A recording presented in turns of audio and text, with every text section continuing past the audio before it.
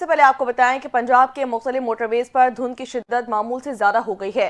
M2 को लाहौर इस्लामाबाद से शदीद धुंध के बायस बंद कर दिया गया है। तर्जुमान मोटरवे पुलिस सैयद इमरान अहमद ने बताया है कि M3 लाहौर से जुड़ावाला तक धुंध की वजह से बंद कर दी गई है। गुजरावाला में GT रोड पर राहवाली वजीराबाद से गुजरात तक शदीद धुंध है। गुजरावाला एक्सप्रेसवे को भी ट्रैफिक के लिए बंद कर दिया गया। जहलम, हाफिजाबाद और गिरदनवाब में शदीद धुंध के सबब ट्रैफिक की रवानी मुतासिर हो चुकी है। तर्जुमान मोटरवे सैयद इमरान ने मजीद बताया कि मोटरवेज को अवाम की हिफाजत और महफूज सफर यकीनी बनाने के लिए बंद किया जाता है। धुंध में लेन की खिलाफ वर्जी हादसा का सबब बन सकती है। रोड यूजर्स धुंध में लेन डिसिप्लिन को यकीनी बनाएं। शहरी ज्यादा से ज्यादा दिन के औकात पर सफर करने को तरजीह दें। उनका मजीद कहना था कि सुबह 10 बजे से शाम 6 बजे तक धुंध के मौसम में बेहतरीन सफरी औकात हैं।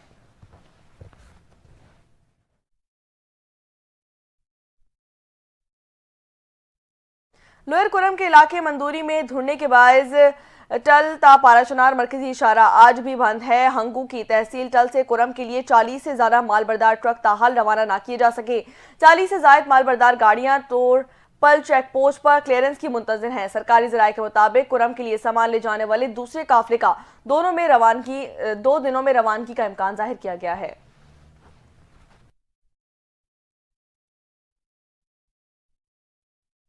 सदर मुमलिकत आसिफ अली जरदारी ने कौमी असम्बली का इजलास 13 जनवरी और सेनेट का 14 जनवरी को तलब कर लिया है। इजलास में मदारिस रजिस्ट्रेशन से मुतालिक ऑर्डिनेंस पेश किया जाएगा। इजलास में अहम कानून साजी और मुल्क की कौमी सलामती पर बहस की जाएगी।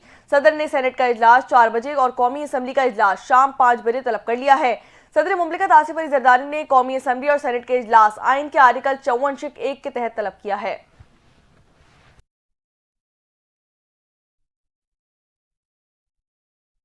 वफाकी वजीर बराए मनसूबाबंदी एहसन इकबाल ने पाकिस्तान तहरीक इंसाफ को 2 टोक पैगाम देते हुए कहा कि हुकूमत तो पाकिस्तान तहरीक इंसाफ के बानी को रिहा नहीं कर सकती। ये चाहते हैं कि एग्जीक्यूटिव ऑर्डर से बानी PTI को रिहा किया जाए। कराची में प्रेस कॉन्फ्रेंस करते हुए वफाकी वजीर ने कहा कि ये खुद अपने लिए NRO मांग रहे हैं। एहसन इकबाल का मजीद कहना था कि नहरों के मामले पर हुकूमती इत्तेहाद को कोई खतरा नहीं है। दरिया सिंध से नई नहरों का मामला बेबुनियाद है। वफाकी वजीर बराए मनसूबाबंदी ने मजीद कहा कि मुहारे की मौजूदगी में कोई सूबा किसी और का पानी नहीं ले सकता है।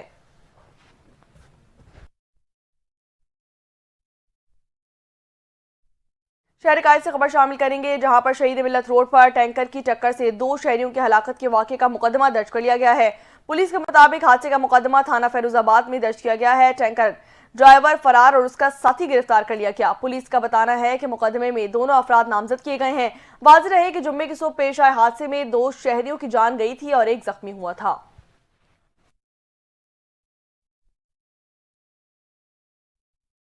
कराची का मारूफ इलाका बनारस पाजा खान चौक पर सेवरेज के मसाइल ताहाल हल न हो सके। सेवरेज का पानी सड़क पर खड़ा होने से रिहायशियों और दुकानदारों को शदीद परेशानी का सामना करना पड़ रहा है। मजीद क्या तफसीलात जानते हैं हमारे नुमाइंदे शामी राजपूत की इस रिपोर्ट में।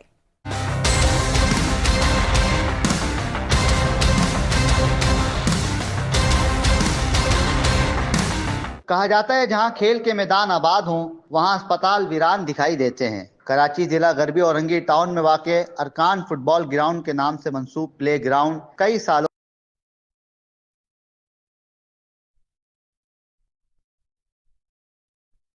से वीरानी का मंजर पेश कर रहा है। प्लेग्राउंड घास, स्टेडियम, बाउंड्री वॉल, लाइट जैसी बुनियादी सहूलियात से महरूम है। बल्दियाती इदारों और हुक्काम बाला को कई बार इलाका मकीन की जानिब से दरखास्त देने के बावजूद भी अभी तक कोई पेशरफ नहीं की गई है। ग्राउंड इंतजामिया का कहना है कि 2005 में इस ग्राउंड की तामीर की गई थी। उसके बाद से मुतअद्दिद बार मुताल्लिका इदारों से राब्ता किया गया, मगर कोई भी इस ग्राउंड की तरक्की के लिए इकदाम करने को तैयार नहीं है। इस ग्राउंड में कराची के बड़े फुटबॉल टूर्नामेंट भी हुए हैं, लेकिन इसमें कचरे और नशे के आदी अफराद के बैठने की वजह से बच्चे खेलने। देखने में तो बज़ाहिर ये ग्राउंड सरकार की मिल्कियत नजर आता है, लेकिन सरकार इस ग्राउंड में कहीं भी नजर नहीं आती। ऐसा टैलेंट पैदा कर सकते हैं जो मुस्तकबिल में जाकर पाकिस्तान का नाम दुनिया भर में रोशन कर सके।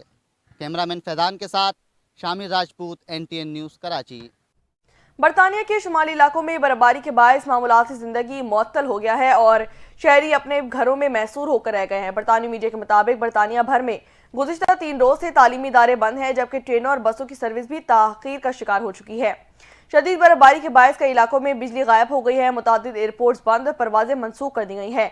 बरतानिया में महकमा मौसमियात ने आज 15 साल रिकॉर्ड सर्द तरीन रात होने का इम्कान भी जाहिर किया है। महकमा मौसमियात के मुताबिक बरतानिया में आज की रात पारा -20 तक गिर सकता है। मेट डिपार्टमेंट ने बरतानिया, स्कॉटलैंड, साउथ वेस्ट वेल्स और शुमाली आयरलैंड के इलाकों के लिए वार्निंग भी जारी कर दी है।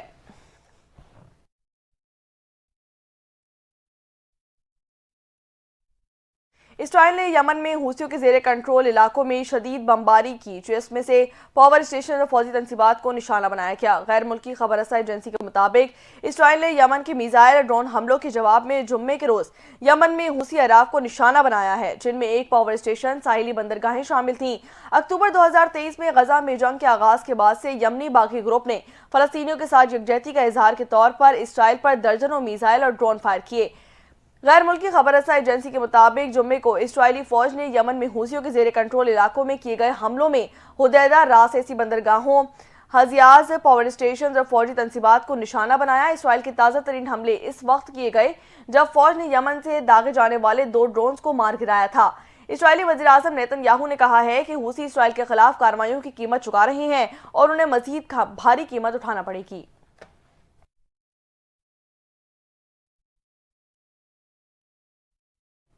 लॉस एंजलिस में आग से मुतासरा इलाकों में रात का कर्फ्यू नाफिज कर दिया गया। मुतासरा इलाकों में लूटमार के वाकयात के बाद कर्फ्यू का फैसला कर लिया गया।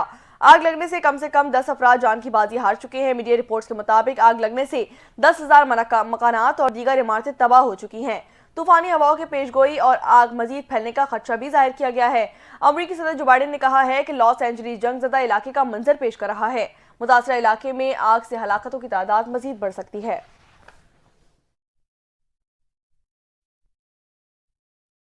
बात करेंगे कुछ खेल के मैदान से, तो आपको बताएं कि चीन में अगले माह होने वाले एशियन विंटर गेम्स के लिए पाकिस्तान के 6 रुकनी दस्ते का ऐलान कर दिया गया। नवे एशियन विंटर गेम्स 7 से 14 फरवरी तक चीन के शहर हरबेन में खेली जाएंगी। पाकिस्तान के 6 रुकनी दस्ते में 2 एथलीट्स और 4 ऑफिशियल शामिल हैं। मोहम्मद करीम अल्पाइन स्कीइंग और मोहम्मद शबीर क्रॉस कंट्री के इवेंट में पाकिस्तान की नुमाइंदगी करेंगे।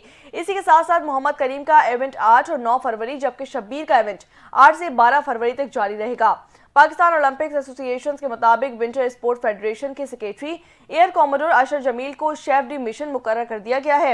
इसी के साथ साथ मोहम्मद अब्बास बतौर कोच और इस्मा अकरम बतौर सेफ गार्ड ऑफिशियल दस्ते के साथ होंगी।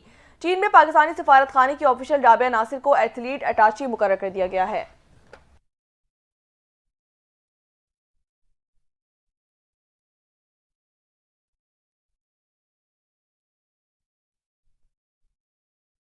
यहाँ आपको बताएं कि बांग्लादेश के स्टार क्रिकेटर और साबिक कप्तान तमीम इकबाल ने इंटरनेशनल क्रिकेट से रिटायरमेंट का ऐलान कर दिया है।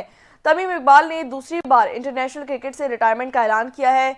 इससे कबल जुलाई 2023 में उन्होंने रिटायरमेंट का ऐलान करके 24 घंटे बाद फैसला वापस ले लिया था। क्रिकेटर तमीम इकबाल ने अपने बयान में कहा कि काफी अरसे से इंटरनेशनल क्रिकेट से दूर रहा और अब ये मेरे इंटरनेशनल करियर का इख्तिताम है। इस हवाले से काफी अरसे से सोच रहा था। उन्होंने मजीद कहा कि अब जब चैंपियंस ट्रॉफी जैसा बड़ा इवेंट करीब है तो मैं अपने आप को डिस्कस नहीं करवाना चाहता। एक लंबे अरसे से BCB के सेंट्रल कॉन्ट्रैक्ट से खुद को अलग कर लिया था क्योंकि ये नहीं चाहता कि रिटायरमेंट या खेलने का फैसला किसी भी एथलीट का, क्रिकेटर का अपना जाती फैसला होता है।